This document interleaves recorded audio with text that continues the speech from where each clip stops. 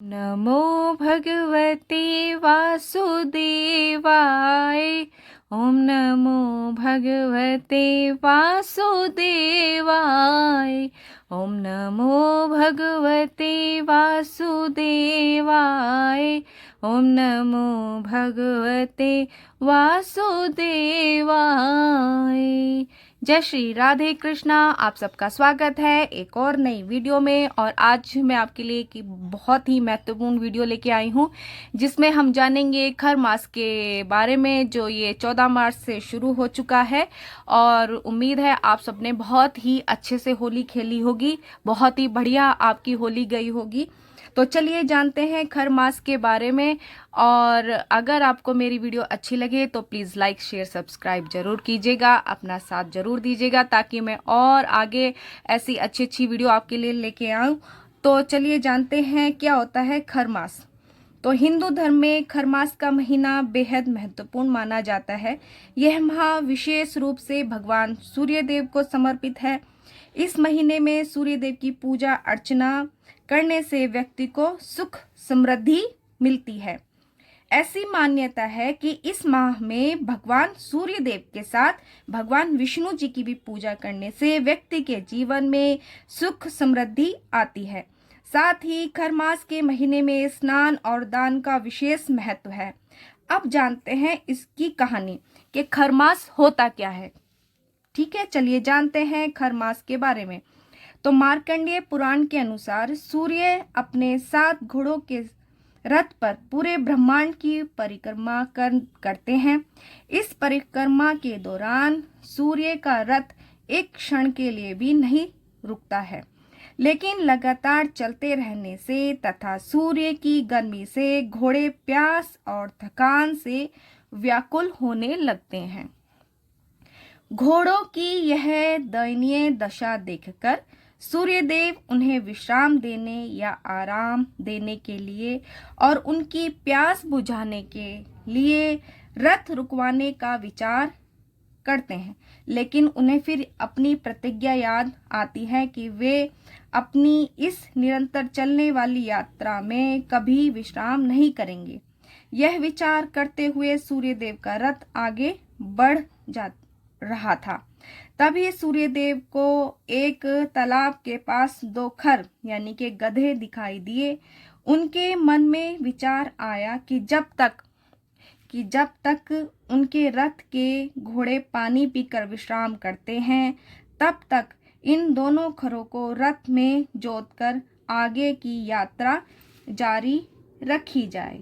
ऐसा विचार कर सूर्य ने अपने सारथी अरुण को उन दोनों खरों को घोड़ों के स्थान पर जोतने की आज्ञा दी। मतलब उन्होंने कहा कि आप इन घोड़ों को निकालकर इन दोनों गधों को जोड़ दीजिए।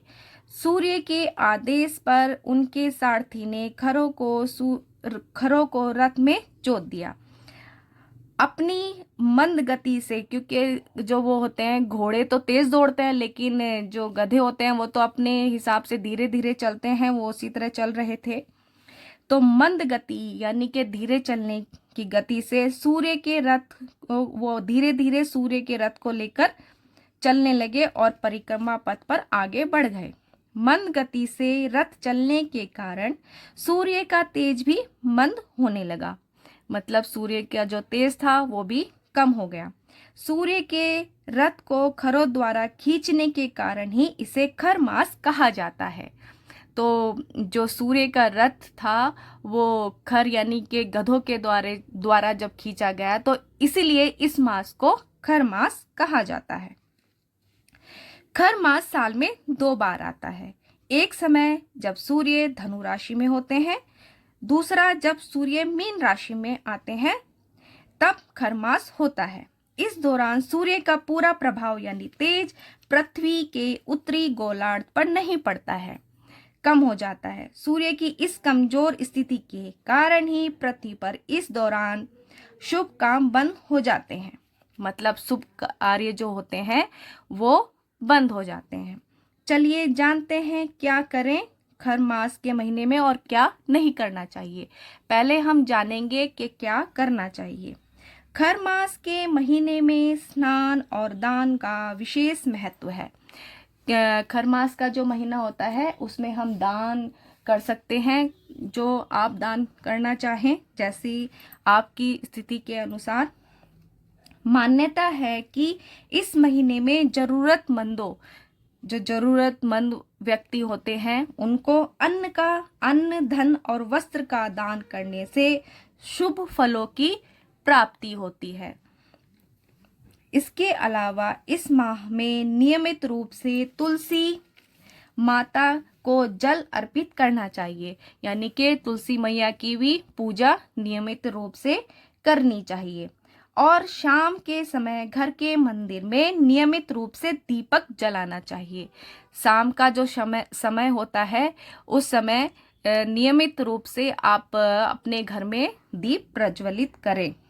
यह भी कहा जाता है कि इस माह में पूजा पाठ करने से व्यक्ति को धन धान्य की प्राप्ति भी होती है।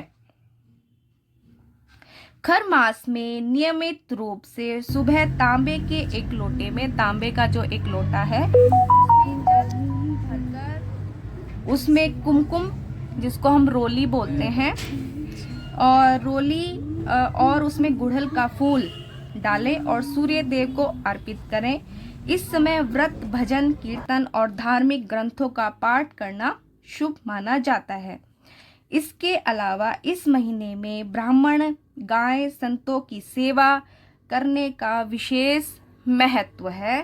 साथ ही इस माह आप तीर्थ यात्रा भी जा सकते हैं, मतलब आप कोई भी तीर्थ यात्रा कर सकते हैं, उससे भी आपको पुण्य की प्राप्ति होगी।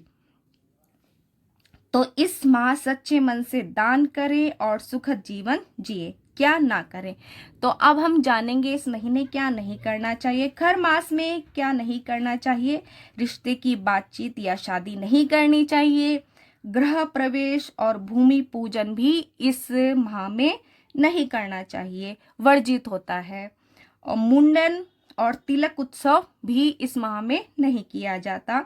यज्ञोपवीत संस्कार यानी कि जनेऊ जो धारण कराया जाता है वो भी इस माह नहीं किया जाता। नए काम या नई चीज़ों को शुरू करने से बचना चाहिए।